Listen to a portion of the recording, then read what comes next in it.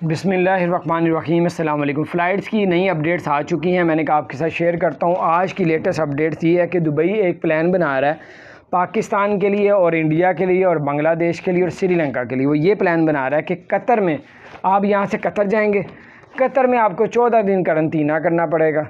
Qatar वालों ने ये कहा है कि जो भी कतर आना चाहता है उसके लिए भी मैं आपको बताता हूँ कि क्या क्या करना पड़ेगा। दुबई की एक नई प्लानिंग शुरू हो गई है, मे भी इंशाल्लाह ताला 25 जुलाई को फ़्लाइटें ओपन हो जाएंगी।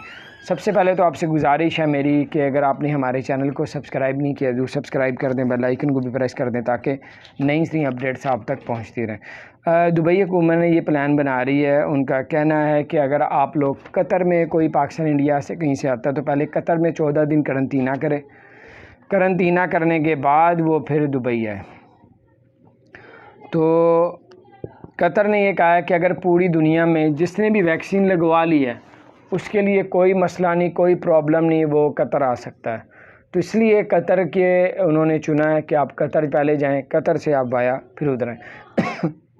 उसके अलावा आपको बताते चलें, दुबई हुकूमत ने ये प्लान बनाया था कि अगर किसी ने अपना जो है जैसे 15 जुलाई को ओपन होनी थी फ़्लाइटें, फिर 31 जुलाई की कर दी, फिर 31 जुलाई जो है फिर वापस कर दिया। 31 जुलाई से एमिरेट्स एयरलाइन के आगे 25 जुलाई को ओपन होगी।